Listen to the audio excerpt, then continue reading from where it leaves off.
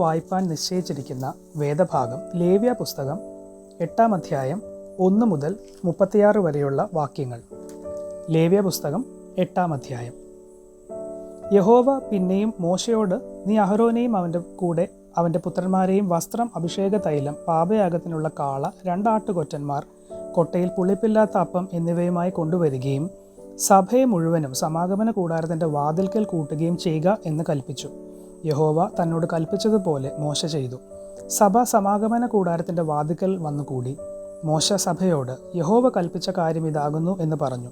മോശ അഹരോനെയും പുത്രന്മാരെയും അടുക്കൽ വരുത്തി അവരെ വെള്ളം കൊണ്ട് കഴുകി, അവനെ ഉള്ളങ്കി ഇടുവിച്ച് നടുക്കെട്ട് കെട്ടിച്ചു, അങ്കി ധരിപ്പിച്ചു, ഏഫോദ് ഇടുവിച്ചു. ഏഫോദിൻ്റെ ചിത്രപ്പണിയായ നടുക്കെട്ട് കെട്ടിച്ച് അതിനാൽ അത് മുറുക്കി. അവനെ പതക്കം ധരിപ്പിച്ചു, പതക്കത്തിൽ ഊറീമും തുമ്മീമും വെച്ചു. അവൻ്റെ തലയിൽ മുടി വെച്ചു, മുടിയുടെ മേൽ മുൻവശത്ത് വിശുദ്ധ കിരീടമായ പൊൻപട്ടം വെച്ചു. യഹോവ മോശയോട് കൽപ്പിച്ചതുപോലെ തന്നെ. മോശ അഭിഷേക തൈലം എടുത്തു, കൂടാരവും അതിലുള്ളതൊക്കെയും അഭിഷേകം ചെയ്ത് ശുദ്ധീകരിച്ചു. അതിൽ കുറെ അവൻ യാഗപീഠത്തിന്മേൽ 7 പ്രാവശ്യം തളിച്ച് യാഗപീഠവും അതിൻ്റെ ഉപകരണങ്ങളൊക്കെയും തൊട്ടിയും അതിൻ്റെ കാലും അഭിഷേകം ചെയ്ത് ശുദ്ധീകരിച്ചു. അവൻ അഹരോൻ്റെ തലയിൽ അഭിഷേക തൈലം ഒഴിച്ച് അവനെ അഭിഷേകം ചെയ്ത് ശുദ്ധീകരിച്ചു. മോശ അഹരോൻ്റെ പുത്രന്മാരെ വരുത്തി അങ്കി ധരിപ്പിച്ച് നടുക്കെട്ട് കെട്ടിച്ചു, തലപ്പാവും ഇടുവിച്ചു. യഹോവ മോശയോട് കൽപ്പിച്ചതുപോലെ തന്നെ. അവൻ പാപയാഗത്തിനുള്ള കാളയെ കൊണ്ടുവന്നു. പാപയാഗത്തിനുള്ള കാളയുടെ തലയിൽ അഹരോനും പുത്രന്മാരും കൈവച്ചു. അവൻ അതിനെ അറുത്തു.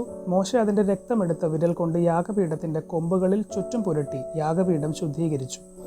ശേഷം രക്തം യാഗപീഠത്തിൻ്റെ ചുവട്ടിൽ ഒഴിച്ചു. അതിനുവേണ്ടി പ്രായശ്ചിത്തം കഴിച്ച് അതിനെ ശുദ്ധീകരിച്ചു. കുടലിന്മേലുള്ള സകല മേധസ്സും കരളിന്മേലുള്ള വപയും മൂത്രപിണ്ഡവും രണ്ടും അവയുടെ മേധസ്സും മോശ എടുത്ത് യാഗപീഠത്തിന്മേൽ ദഹിപ്പിച്ചു. എന്നാൽ കാളയും അതിൻ്റെ തോൽ, മാംസം, ചാണകം എന്നിവയെയും അവൻ പാളയത്തിന് പുറത്ത് തീയിലിട്ട് ചുട്ടുകളഞ്ഞു. യഹോവ മോശയോട് കൽപ്പിച്ചതുപോലെ തന്നെ. അവൻ ഹോമയാഗത്തിനുള്ള ആട്ടുകൊറ്റനെയും കൊണ്ടുവന്നു. അഹരോനും പുത്രന്മാരും ആട്ടുകൊറ്റൻ്റെ തലയിൽ കൈവച്ചു. അവൻ അതിനെ അറുത്തു. മോശ അതിൻ്റെ രക്തം യാഗപീഠത്തിന്മേൽ ചുറ്റും തളിച്ചു. ആട്ടുകൊറ്റനെ ഖണ്ഡം ഖണ്ഡമായി ഖണ്ഡിച്ചു. മോശ തലയും ഖണ്ഡങ്ങളും മേധസ്സും ദഹിപ്പിച്ചു. അവൻ അതിൻ്റെ കുടലും കാലും വെള്ളം കൊണ്ട് കഴുകി. മോശ ആട്ടുകൊറ്റനെ മുഴുവനും യാഗപീഠത്തിന്മേൽ ദഹിപ്പിച്ചു. ഇത് സൗരഭ്യവാസനയായ ഹോമയാഗമായി യഹോവയ്ക്കുള്ള ദഹനയാഗം. യഹോവ മോശയോട് കൽപ്പിച്ചതുപോലെ തന്നെ. അവൻ കരപൂരണത്തിനുള്ള ആട്ടുകൊറ്റനായ മറ്റേ ആട്ടുകൊറ്റനെയും കൊണ്ടുവന്നു. അഹരോനും പുത്രന്മാരും ആട്ടുകൊറ്റൻ്റെ തലയിൽ കൈവച്ചു.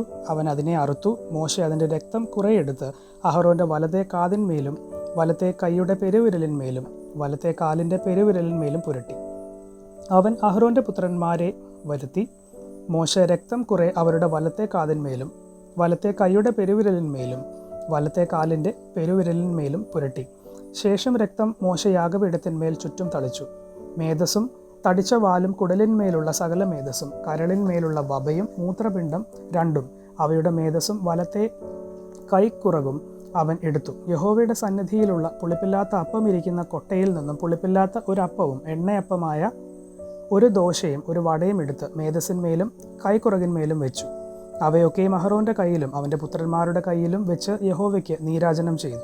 പിന്നെ മോശ അവയെ അവരുടെ കയ്യിൽ നിന്നും എടുത്ത് യാഗപീഠത്തിന്മേൽ യാഗത്തിൻ്റെ മീതെ ദഹിപ്പിച്ചു. ഇത് സൗരഭ്യവാസനയായ കരപൂരണയാഗം, യഹോവയ്ക്കുള്ള ദഹനയാഗം തന്നെ. മോശ അതിൻ്റെ നെഞ്ചെടുത്ത് യഹോവയുടെ സന്നിധിയിൽ നീരാജനാർപ്പണമായി നീരാജനം ചെയ്തു.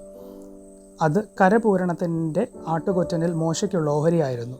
യഹോവ മോശയോട് കൽപ്പിച്ചതുപോലെ തന്നെ മോശ അഭിഷേക തൈലവും യാഗപീഠത്തിന്മേലുള്ള രക്തവും കുറേശ്ശെ എടുത്ത് അഹരോൻ്റെ മേലും അവൻ്റെ വസ്ത്രത്തിന്മേലും അവൻ്റെ പുത്രന്മാരുടെ മേലും പുത്രന്മാരുടെ വസ്ത്രത്തിന്മേലും തളിച്ചു. അഹരോനെയും അവൻ്റെ വസ്ത്രത്തെയും അവൻ്റെ പുത്രന്മാരെയും പുത്രന്മാരുടെ വസ്ത്രങ്ങളെയും ശുദ്ധീകരിച്ചു.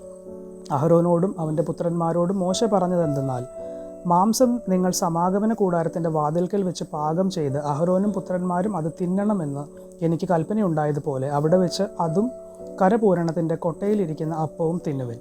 മാംസത്തിലും അപ്പത്തിലും ശേഷിക്കുന്നത് നിങ്ങൾ തീയിലിട്ട് ചുട്ടുകളയണം. നിങ്ങളുടെ കരപൂരണ ദിവസങ്ങൾ തികയുവോളം നിങ്ങൾ 7 ദിവസത്തേക്ക് സമാഗമന കൂടാരത്തിൻ്റെ വാതിൽ വിട്ട് പുറത്തു പോകരുത്. 7 ദിവസം അവൻ നിങ്ങൾക്ക് കരപൂരണം ചെയ്യും. നിങ്ങൾക്ക് വേണ്ടി പ്രായശ്ചിത്തം കഴിപ്പാൻ ഇന്ന് ചെയ്തതുപോലെ ഇനിയും ചെയ്യേണ്ടതിന് യഹോവ കൽപ്പിച്ചിരിക്കുന്നു.